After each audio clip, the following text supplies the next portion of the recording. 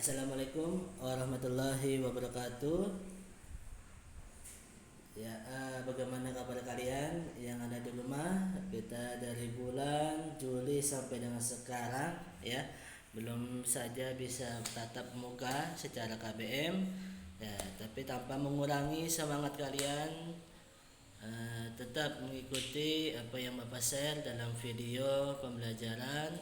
Semoga tahun depan, ya, tahun 2021, pandemi di seluruh dunia semuanya berakhir, termasuk di negara kita, sehingga kalian bisa belajar di sekolah, ya, bersama dengan teman-teman kalian dan guru-guru kalian, ya.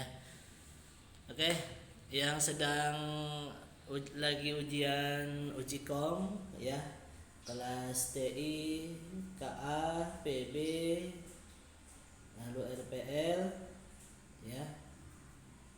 PB udah ya, udah sebut ya.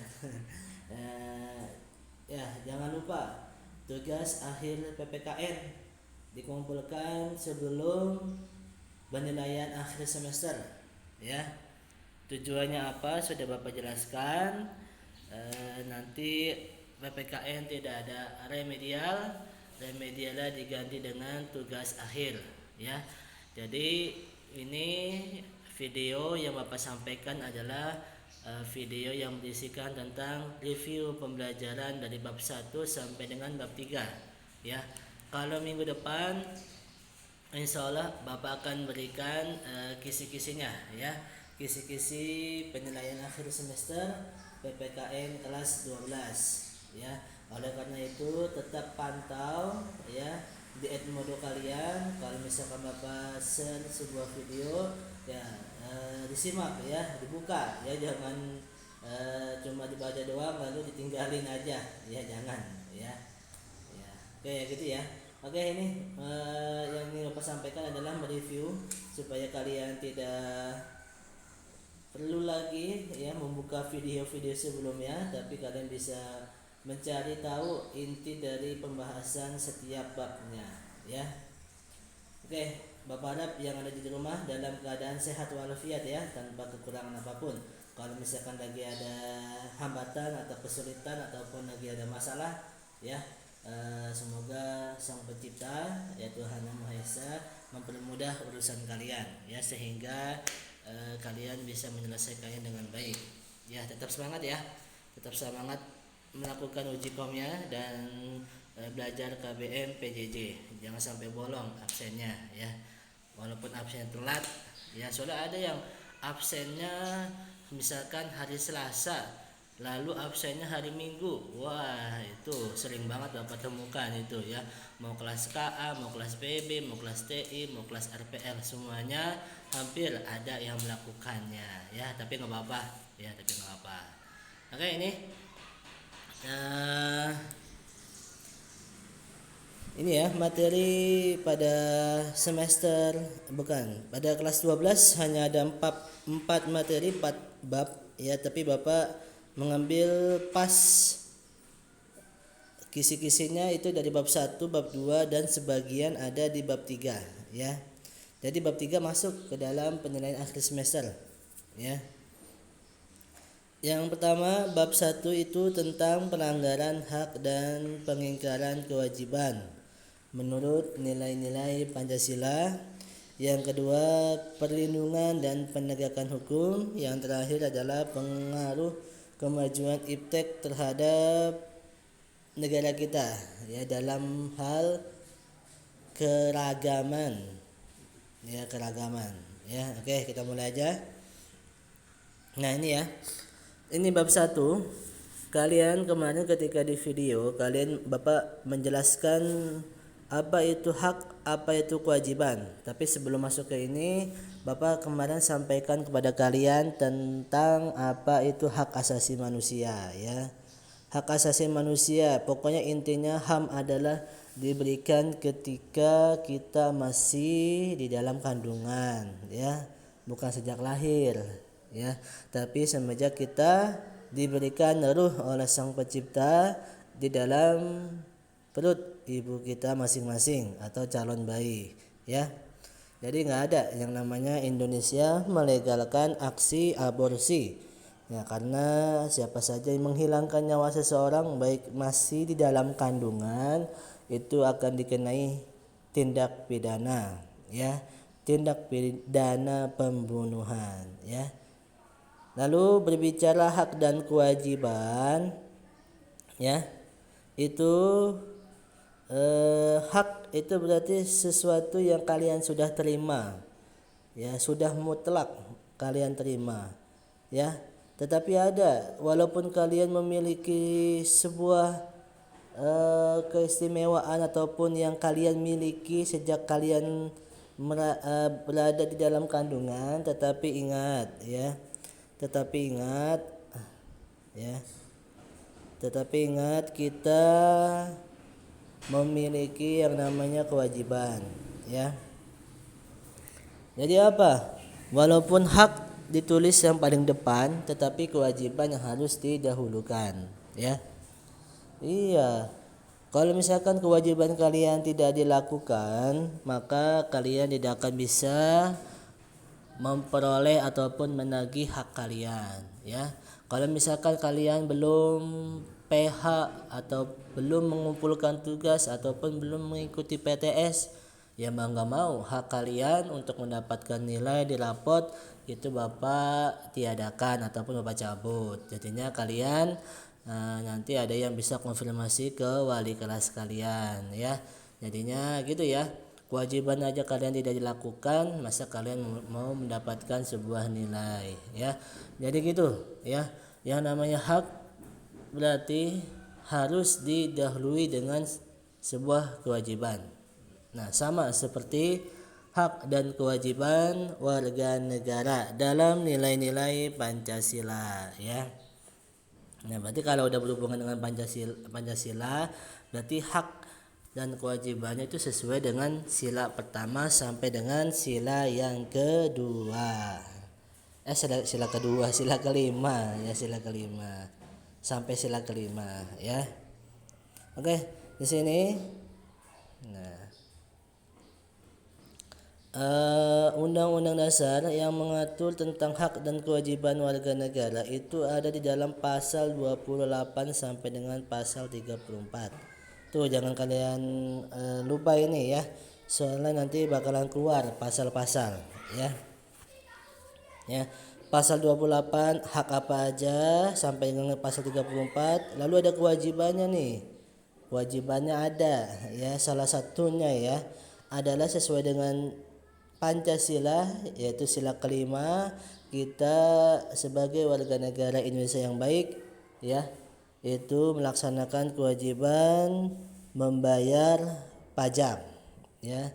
Tujuannya apa? Tujuannya untuk mencapai sila kelima juga, ya, untuk pemerataan ataupun pembangunan nasional. Itu, ya, salah satu contoh hak dan kewajiban dari sila kelima, ya.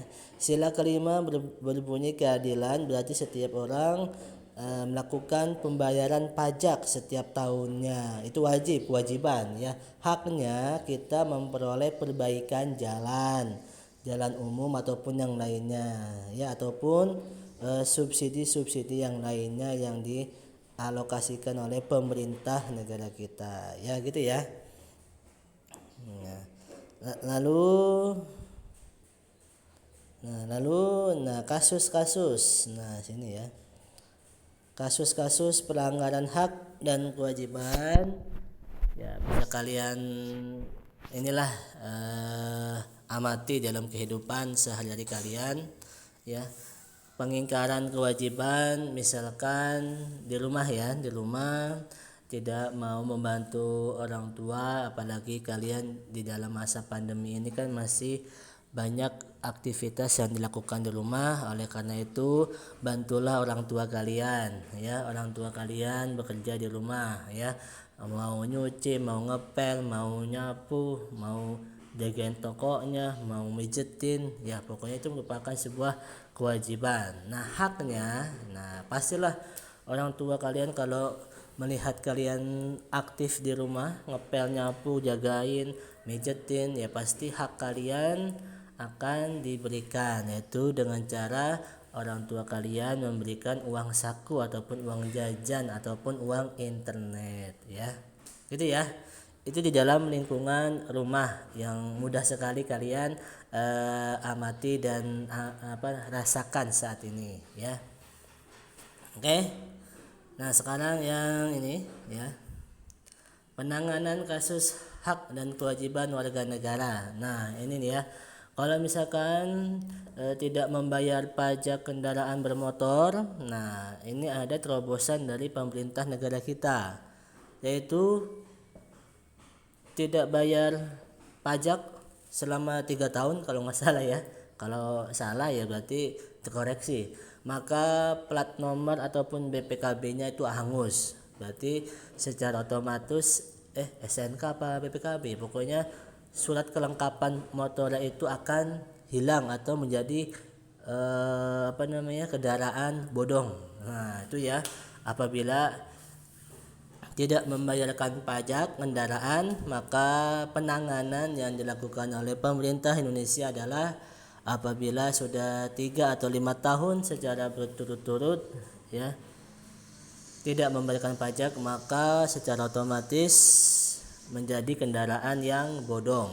Nah, makanya ya, kalian punya kendaraan harus bisa membayar ataupun membantu negara kita dengan mengeluarkan pajaknya, ya. Insya Allah pajak yang kalian sudah bayarkan ya dipegang oleh orang-orang yang amanah di pemerintah negara kita, ya.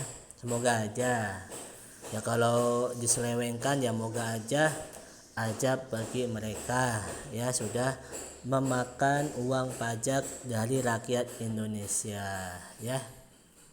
Oke, ya. Itu materi bab pertama. Nah, sekarang yang bab kedua. Nah, ini ya bisa kalian lihat sendiri di layar monitor kalian, ya. Apa-apa saja hak-hak, ya. Maaf ya, masih jadul ini. Soalnya biarkanlah. Soalnya video yang dibuat sekolah belum jadi Bapak seadanya aja ini, ya. Ini hak warga negara, ini ada kewajiban, ya. Semuanya diatur di dalam pasal 28 sampai dengan pasal 34, ya. Ini semuanya ada di pasal 28 sampai dengan 34, ya. Nah, ini ya. Hak negara, kewajiban negara, ya. Sama, semuanya ada di dalam pasal 28 sampai dengan 34 dan pembukaan Undang-Undang Dasar 1945 khususnya di alinea yang keempat, ya. Oke. Nah, sekarang yang bab perlindungan dan penegakan hukum, ya. Sudah kita ketahui bahwa hukum Indonesia itu adalah menganut hukum positif, ya. Hukum positif itu berarti hukum yang berlaku saat ini, nyata, ya. Nah, nyata dan tertulis. Nah, nih hukum positif negara kita adalah, ya, ini ya, Undang-Undang Dasar 1945, ya. Jadi pelajaran PPKN itu nggak lepas dari yang namanya Pancasila sama konstitusi, ya. Tinggal dari mana sudut pandangnya, apakah dari sudut pandang tingkat dasar, tingkat menengah, atau tingkat menengah atas, atau dalam perguruan tinggi, ya. Nah, sini ya, perlindungan dan penegakan hukum itu ada di dalam pasal 27 dan pasal 28, ya. Nanti kalian coba buka, ya. Ada apa? Bunyi pasal 27 dan pasal 28 dan pasal 1 Undang-Undang Dasar 1945, ya. Di era reformasi saat ini, ya, perlindungan hukum, ya, ini haruslah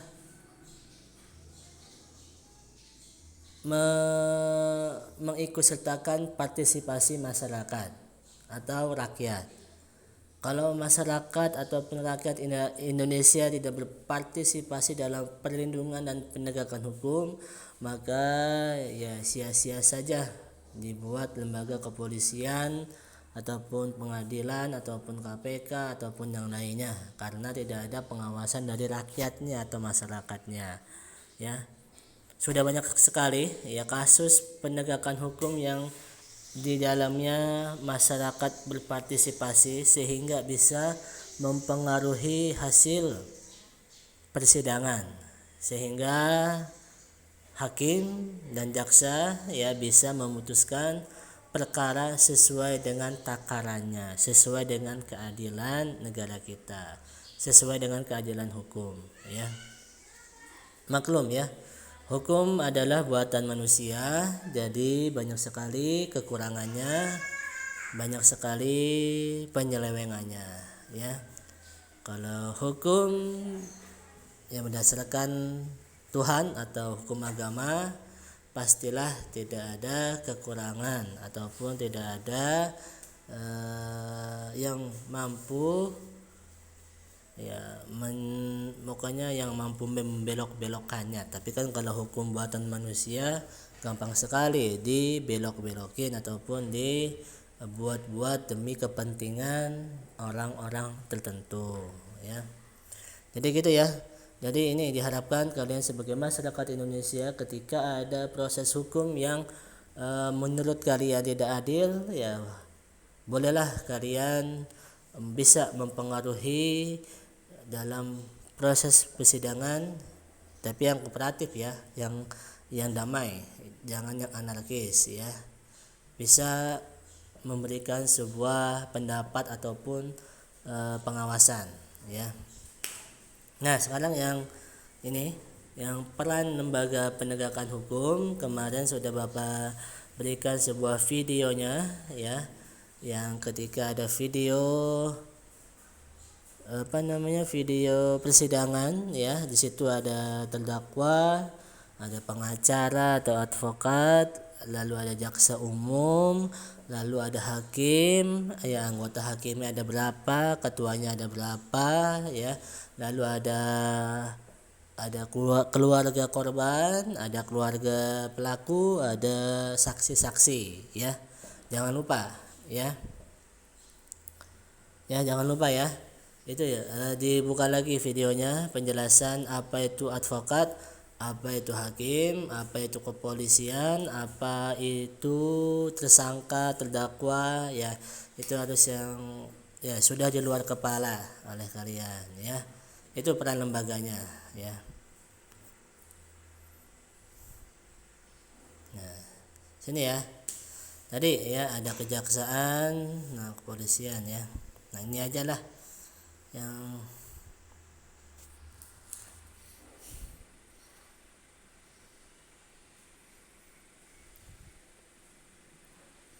ini konsepnya ya.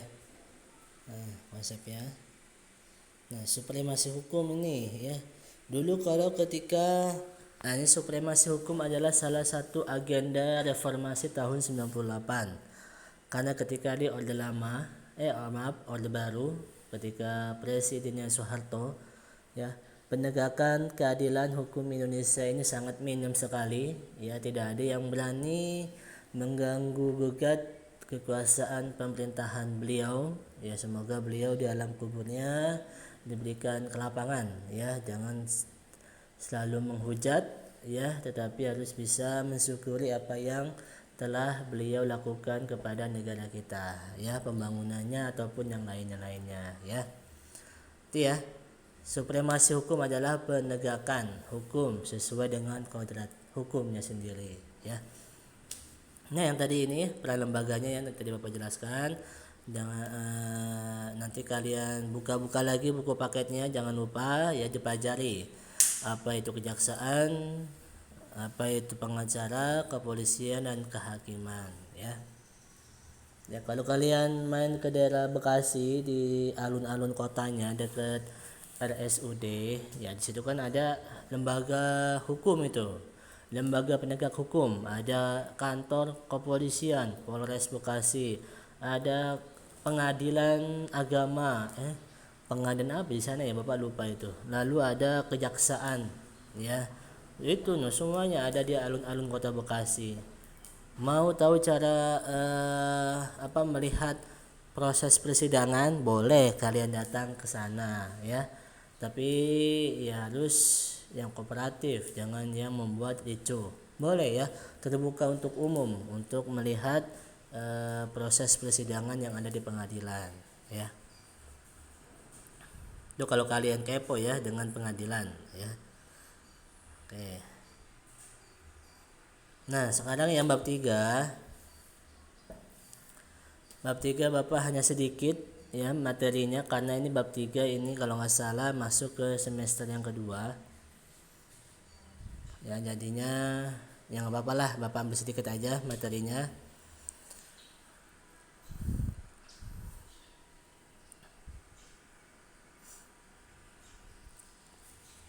Oke, ya. Istilah Bhinneka Tunggal Ika berbeda-beda tapi satu bangsa, satu tanah air, satu bahasa, ya, satu negara, ya. Istilah ini sebenarnya tidak asing bagi kalian, ya, karena istilah ini sudah diajarkan ketika di sekolah tingkat dasar. Tetapi penggunaan istilah Bhinneka Tunggal Ika itu sebenarnya sudah lama sekali ya di era kerajaan Hindu-Buddha ya. Bisa kalian lihat sendiri bagaimana kekuasaan Sriwijaya ataupun kerajaan Majapahit ya, yang mungkin terkenal sebagai bangsa yang ditakuti oleh bangsa manapun ya, ketika itu masih berbentuk Nusantara ya. Nusantara adalah penyebutan dari seorang patih yang sangat terkenal di era kerajaan Majapahit ya. Nusantara adalah kepulauan yang diapit oleh 2 benua dan 2 samudra ya. Makna Bhinneka Tunggal Ika berarti itu mengakui adanya Sumpah Pemuda ya. Sumpah Pemuda ini kaitannya dengan Sumpah Pemuda juga ini ya, karena kita putra putri Indonesia ya, satu tanah air, satu bahasa, satu bangsa ya, semuanya negara Indonesia, bangsa Indonesia dan bahasa Indonesia ya. Walaupun kita berbeda-beda tetapi kita disatukan dengan dasar negara Pancasila dan konstitusi positif atau tertulis yaitu Undang-Undang Dasar 1945 ya. Tapi kebinekaan ini, kemajemukan ini mungkin akan tercoreng, akan ternodai apabila masyarakat Indonesia ya, yang mungkin terbawa oleh arus globalisasi ataupun westernisasi, sehingga generasi muda bangsa Indonesia telah melupakan jati dirinya sebagai bangsa yang berlandaskan kepada Pancasila ya. Karena apa? Dewasa masyarakat saat ini mudah sekali diadu domba ya oleh golongan tertentu ya, direkrut lalu disuruh untuk melakukan hal ini, sehingga menyebarkan isu-isu hoax ataupun isu-isu yang belum tentu benar ya, sehingga menjadi kisruh atau konflik di masyarakat kita sendiri. Sehingga apa? Sehingga terjadi yang namanya konflik antar masyarakat atau antar bangsanya sendiri. Itu yang ditakutkan ya dengan adanya kemajuan iptek. Salah satunya penyebaran isu hoax melalui WhatsApp ataupun media online ya oleh kalian, lalu kalian kirimkan ke yang lain, sehingga masyarakat berpikiran bahwa peristiwa tersebut ataupun orang tersebut ataupun tokoh tersebut ya ini melakukan hal yang tidak wajar, padahal belum tentu kebenarannya, sehingga masyarakat kita digiring untuk saling adu domba sehingga terjadi yang namanya konflik. Kalau sudah konflik, yang rugi adalah kita, ya. Infrastruktur dihancurkan, dibakar ataupun dirobohkan, ya. Lalu sarana-sarana yang lain juga berantakin, dihancurkan, dibakar, ya. Itu adalah sebuah tindakan yang anarkis, ya, yang non kooperatif, yang memicu adanya pergolakan di masyarakat sehingga masyarakat ikut-ikutan, ya, sehingga yang rugi adalah kita sendiri karena pembangunan infrastruktur itu juga pakai uang rakyat yang dibayarkan melalui pajak-pajaknya, ya. Jadi sayang, ya, kalau misalkan ada demo, ya, aksi yang lainnya ketika sudah merusak sarana umum, ya, atau infrastruktur umum, ya, maka ya itu dia, yang rugi adalah kita sendiri karena membangunnya itu adalah melalui jerih payah kita sendiri, ya, melalui hutang-hutang negara juga, ya. Oke, itu aja, ya. Nah, semoga kalian bisa memaknai bagaimana kemajuan iptek ini bisa memperkokoh rasa kebinekaan di dalam diri kita dan masyarakat Indonesia, khususnya di masyarakat lingkungan kalian, ya. Bijaklah dalam menggunakan teknologi, bijaklah dalam membaca ataupun membagikan iklan ataupun bahan topik ataupun yang lainnya. Jangan sampai kalian terjerat yang namanya undang-undang ITE, ya. Ya, oke. Itu review materi yang Bapak sampaikan untuk minggu ini, ya, dari bab 1 sampai dengan bab ketiga. Ya, insya Allah minggu depan Bapak akan berikan kisi-kisi kepada kalian untuk penilaian akhir semester, ya. Bapak ucapkan terima kasih telah menonton video pertemuan minggu ini, ya. Salam untuk keluarga kalian, salam untuk kakak-kakak kalian, adik-adik kalian, ya, yang ada di rumah. Semoga terus bersabar dan kuat dalam menghadapi pandemi COVID-19 ini, ya. Jangan lupa tugas akhirnya segera dikumpulkan, dikerjakan. Yang tidak ada jadwal uji ujian kompetensi, yang dikerjakan, ya. Cuma 4 menit 5 menit gampang, ya, tinggal comot dari Google, YouTube, ya, dari Facebook, lalu kalian edit, ada muka kalian, ya, ada tampilan kalian, wajah kalian, ya. Udah gitu aja, ya, gampang kok, ya. Oke, sekian, terima kasih Bapak ucapkan. Akhir kata, wassalamualaikum warahmatullahi wabarakatuh. Jangan lupa tetap menjaga protokol kesehatan, jaga makanan kalian, jaga perilaku kalian, yang paling utama adalah jaga ibadah kalian, ya. Oke, dadah, sekian.